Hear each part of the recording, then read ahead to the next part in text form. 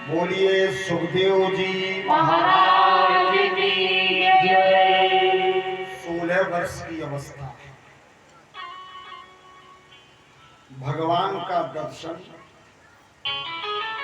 गर्भ में सुखदेव जी को मिल चुका है, तो वक्ता भी गर्भ में ही परमात्मा की कृपा प्राप्त कर चुका है और श्रोता भी परीक्षित जी। एक बात चल रही थी कि जिसने भागवत रची ऐसे वेद व्यास जी ने परीक्षित जी को कथा नहीं सुनाई, क्योंकि व्यास जी रचनाकार हैं, लेकिन भागवत का रस, भागवत के स्वाद को सुखदेव जी व्यास जी से ज्यादा जानते हैं। प्रेम से बोलो ना। अब थोड़ा सा समझना पड़ेगा। एक उदाहरण लेते हैं। शिवली में बर्फी बनती है, बर्फी या पेड़ा बनते हैं, तो एक लकड़ी होती है, उस लकड़ी से खोया जो है वो घोटा जाता है, उसको क्या कहते हैं? डाभी। पुराने देखो आदमी जानते हैं, कहीं कहीं उसको चटुआ और कहते हैं, है ना, डाभी होती है। वो जो डाभी है मिठाई बनाने वाले के पास, उसने कुंडलों बर्फी बना दी होगी। उसका काम ही है कि वो सदैव मिठाई में ही पड़ी रहती है। लेकिन अगर उससे कोई ये पूछ दे कि इसका स्वाद कैसा है, तो नहीं बता पाएगी। वो तो खाने वाला बता सकता। तो वेद व्यास जी ने देवर्षि नारद के कहने पर भागवत की रचना की है, लेकिन विशेष जो रस है भागवत का, वो सुखदेव जी जितना जानते हैं उतना कोई नहीं जानता।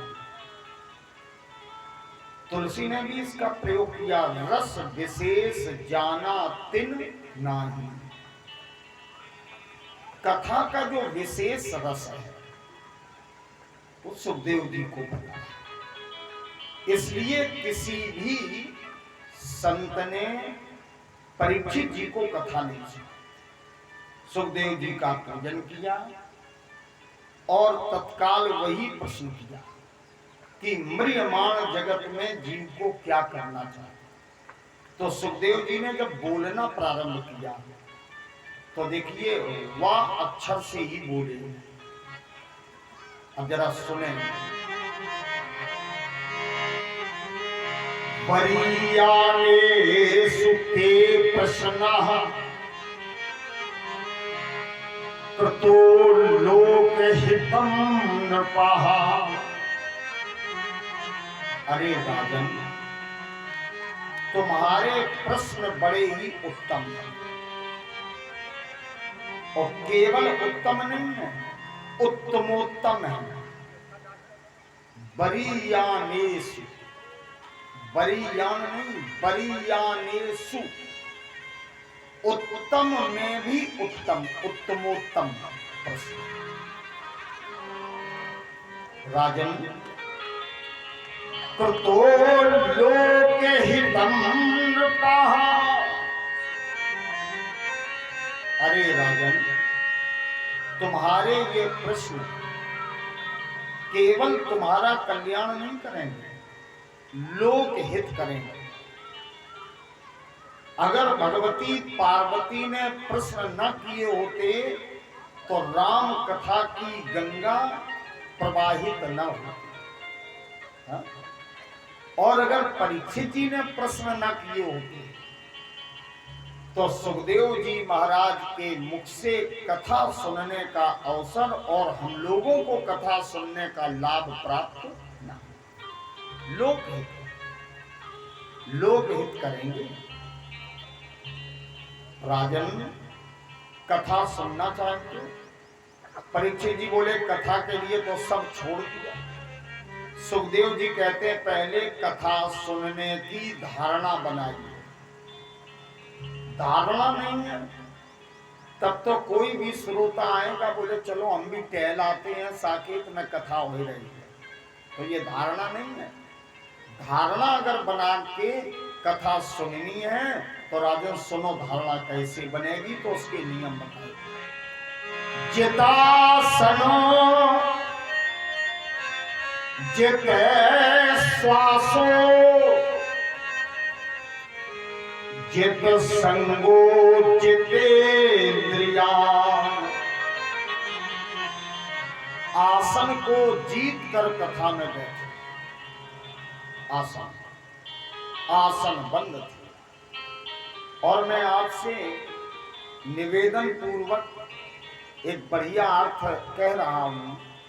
आसन शब्द का अर्थ ये तो है कि मेरुदंड को सीधा करके बैठ जाइए, इससे एकाग्रता बनी रहती है। और बिना एकाग्रता के आत्म साक्षात्कार कभी संभव ही नहीं है। हमने तो इंटरमीडिएट में पढ़ा था, अब भी वही पुस्तक चलती है। एकाग्रता ही आत्म साक्षात्कार की कुंजी है, चाबी है। और अगर इसमें तकलीफ है किसी को, तो जहां तन है वहीं मन को भी बैठाने की क्रिया का नाम आसन है। हम शरीर से यहां बैठे हैं और मन कहीं दूसरी जगह है, तो भागवत की कथा का अमृत परीक्षित जी प्राप्त नहीं होगा। जित संगो, संग कहते हैं आसक्ति को, कामनाओं को, आसक्ति को कथा में जीत करके बैठिए। प्रत्येक श्वास व्यर्थ में नहीं जानी चाहिए, क्योंकि हमारी आयु निश्चित नहीं है, हमारी श्वासें निश्चित है। जीवन श्वास पर निर्भर है। आशा लाग रहित तन श्वासा जीवे कोट बरीस, तुलसी लिखते हैं। तो श्वास व्यर्थ में मत जाने दीजिए, इंद्रियों को जीत लीजिए, तब कथा सुनो। परीक्षित जी ने एक प्रश्न किया कि महाराज अहंकार क्या है, माया क्या है? तो सुखदेव जी कहते हैं कि माया की दो शक्तियां हैं, आवरण शक्ति, विक्षेप शक्ति। और अहंकार तो कभी भी समाप्त हो ही नहीं सकता। जितनी बड़ी पृथ्वी है इससे 10 गुना अधिक है जल, जल से 10 गुना अधिक अग्नि, अग्नि से 10 गुना अधिक वायु, वायु से 10 गुना अधिक है अहंकार। और अहंकार के 3 भाग बताए गए, राजस, तामस और सात्विक। कोई अगर ये कहता है कि हम बहुत पूजा भगवान की करते हैं तो उसका ये कहना अहंकार है। तो किसी में रजोगुणी है, किसी में तमोगुणी अधिक है और किसी में सतोगुणी अधिक है। बड़े बड़े योगी महात्मा भी यश लिप्सा में बंध जाते हैं। प्रेम से बोलो राधे। हैं बहुत सिद्ध संत, लेकिन अगर सम्मान नहीं हुआ तो बुरा लग गया, तो वो अहंकार है। सात्विक अहंकार है। परशुराम जी का अहंकार भी सतोगुण है। मैं यही परशु काट बल दीन है और समर जग जप कोटिन। एक दो नहीं, करोड़ बार हमने यज्ञ किया। हम ये कहें कि हम 10 बार तीर्थ हो आए, ये कहना अहंकार है। इसलिए कोई इससे नहीं बच सकता। देखो इसको ये काम आएगी बात। और अहंकार से 10 गुना अधिक महतत्व है। महतत्व से 10 गुनी अधिक मूल प्रकृति है। जो उस विराट परमात्मा के एड़ी और पिंडली के बीच 10 अंगुल जगह में निवास करती है। ठीक। अब सृष्टि की रचना जब आप करेंगे कथा में, तो जितनी भी सृष्टि है वो सारी सृष्टि अहंकार से ही उत्पन्न हुई है। भागवत में सृष्टि की रचना के 2 प्रकार महत्वपूर्ण हैं। एक तो अहंकार से सृष्टि की रचना, उस परम पुरुष ने अपने शरीर से अंश मात्र अपनी माया को अलग करके, उस माया को स्वीकार करके प्रकृति की रचना की। किसने? परम पुरुष परमात्मा। और उस प्रकृति ने परम पुरुष की आज्ञा से अपने से अहंकार तत्व को प्रकट करके और अहंकार को लेकर के इस सृष्टि की रचना की, जिसमें सतोगुण से देवता, रजोगुण से ये सब, और तमोगुण से हमारा आकाश, वायु, ये सब तमोगुणी सृष्टि में आता। और अगर ये अहंकार ना होता तो सृष्टि की रचना ही परीक्षित जी ना होता। ना हम होते, ना आप होते, ना भगवान की कथाएं होती, न प्रभु की लीला होती, न संसार में भक्त होते, और न भगवान की महिमा गा पाते। इसलिए माया और अहंकार को बुरा मत समझिए, लेकिन इसके प्रभाव से अपने को अलग रखने के लिए भगवान की शरणागति ले लीजिए। और यही गीता में अर्जुन ने पूछा तो भगवान ने कह दिया, जो मेरी शरण में बना रहता है, मायाम एताम तरंति ते, तो वो मेरी माया से पार हो जाए। इतनी बात सुनो। अब बोलो परीक्षित जी क्या सुनोगे? तो परीक्षित जी ने सोचा कि बिना संसार को समझे हम परमात्मा को नहीं समझ सकते, और जब संसार ही को हम न जाने तो ब्रह्म ज्ञान होगा कहां से?